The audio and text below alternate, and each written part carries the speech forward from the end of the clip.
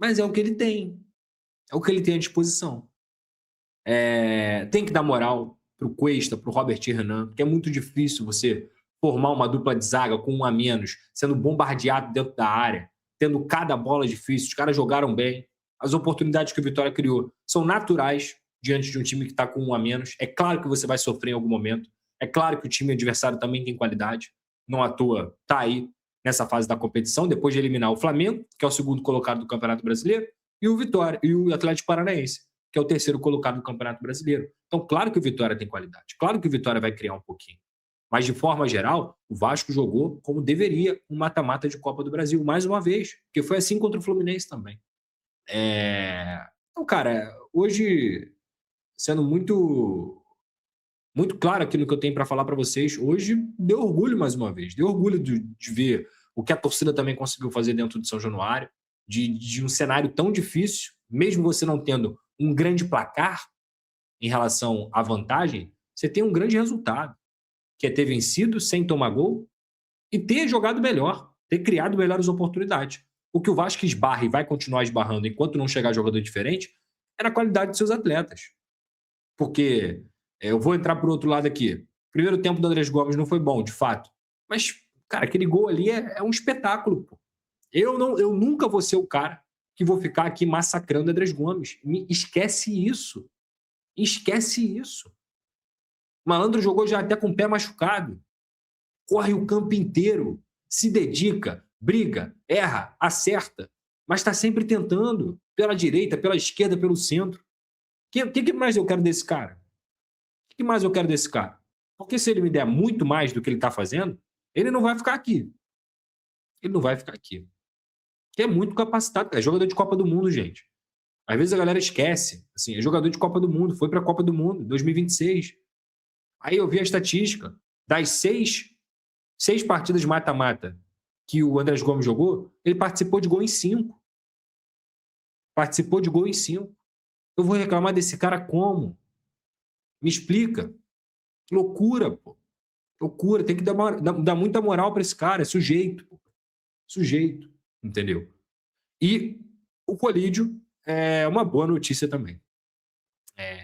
Eu sempre brinco, né? Quem faz, quando o Adson chegou, por exemplo, quem faz 100 jogos com a camisa do Corinthians, mais de 100 jogos, dificilmente é um jogador cego da bola que não sabe jogar.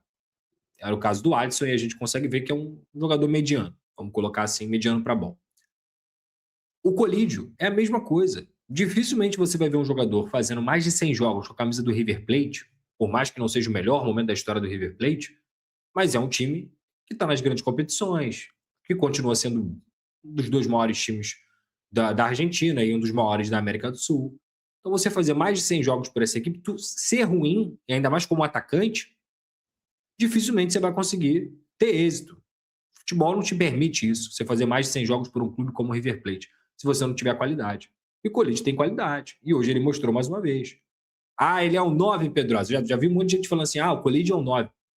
Eu traria mais um jogador que fosse decidir. A gente ia falar do Bruno Duarte já, mas eu traria um 9, um atacante para decidir. Porque o que falta para o Vasco é gol. O Colídio pode marcar aqui, ali, acolá? Pode.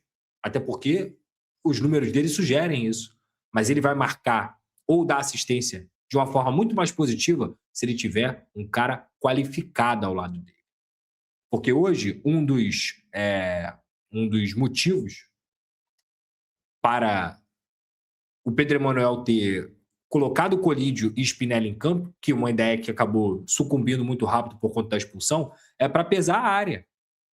Teve uma bola que foi no segundo pau, o Colídio cabeceou, quase que o Spinelli consegue fazer o gol. E aí teve muita gente reclamando de pênalti nesse lance também. Confesso que eu não vi o lance para poder cravar. Mas a entrada de Colídio e Spinelli, a gente pode concordar ou discordar, mas tem lógica. É para pesar a área. Porque o Colídio é um cara de atacar a área. Ele é mais um segundo atacante do que um ponta de fato. Então, eu acho que se ele tiver um, um companheiro que tenha o perfume do gol ao lado, esse cara vai render muito. Ainda mais com o Andrés Gomes do outro lado. Então,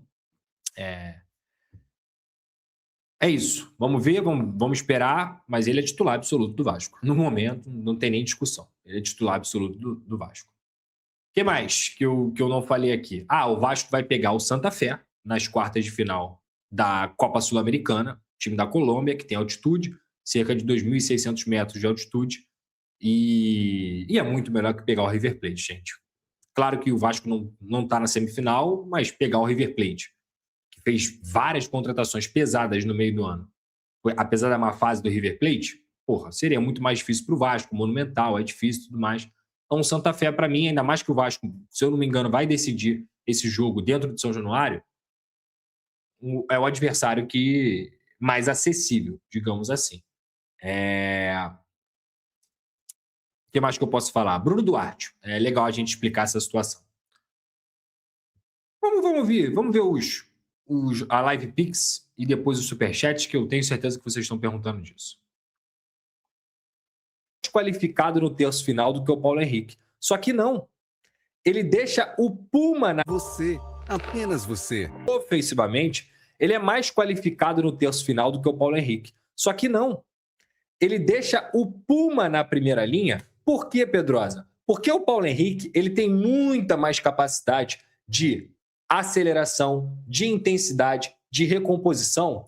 E o primeiro passe do Puma é mais qualificado do que o Paulo Henrique.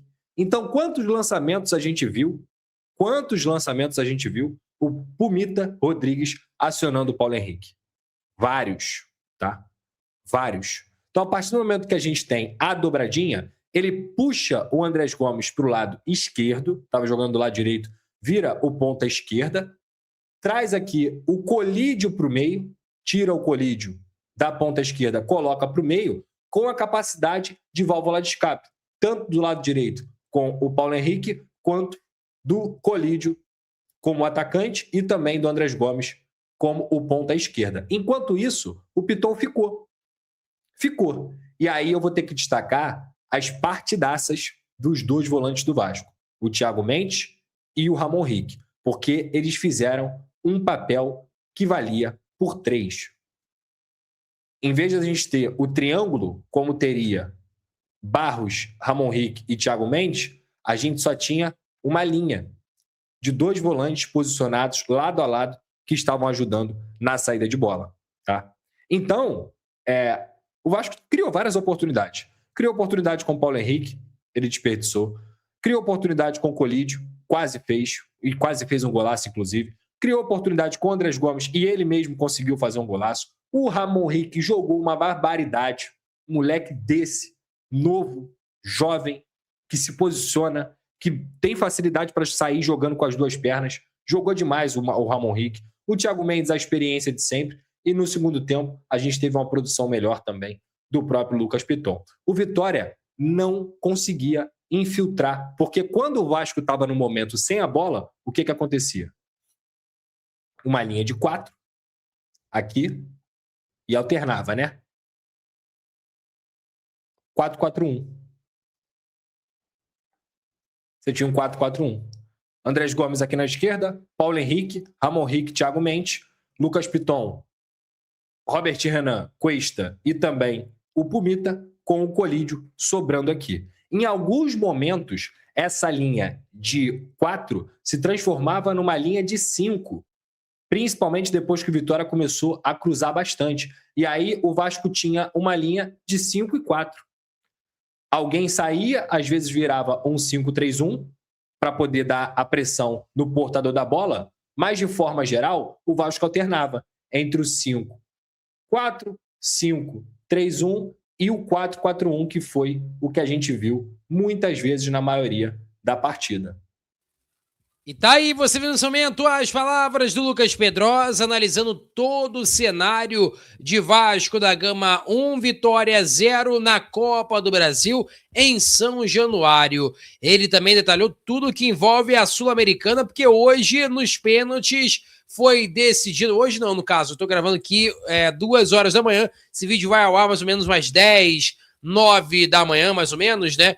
E vocês, né, conseguiram ver, eu acho, talvez, a partida entre River Plate e Santa Fé. E, cara, o jogo foi nos pênaltis né? Teve ali 11 batidas de pênalti e o goleiro, inclusive, foi quem decidiu, né? O goleiro do River Plate bateu, perdeu, o goleiro do Santa Fé bateu e converteu. Então, assim, foi 8-7 nos pênaltis para a equipe do Santa Fé e o Vasco vai para a altitude da Colômbia, no estádio El Campín. É o estádio na qual o Santa Fé joga, vai ter uma reforma em 2027 para aumentar ali para 50 mil espectadores, mas enquanto isso, El Campín é o estádio que o Santa Fé vai estar jogando. O Vasco já foi na Colômbia para enfrentar o Independente Medellín, conseguiu ali um empate 2-2, e se conseguir esse mesmo resultado definindo em São Januário, a tendência é que o Vasco vá para a semifinal da Sul-Americana. Você gostou? Queria enfrentar o River Plate? Qual a sua opinião relacionado a tudo isso? Peço a você que deixe o like, é muito importante para o nosso canal. Ative o sininho da notificação para não perder nenhum conteúdo. Nossa meta é alcançar o mais rápido possível 90 mil. Eu conto muito com a sua ajuda e também com a sua moral. Ficamos por aqui, valeu, tamo junto e é nóis! Fui!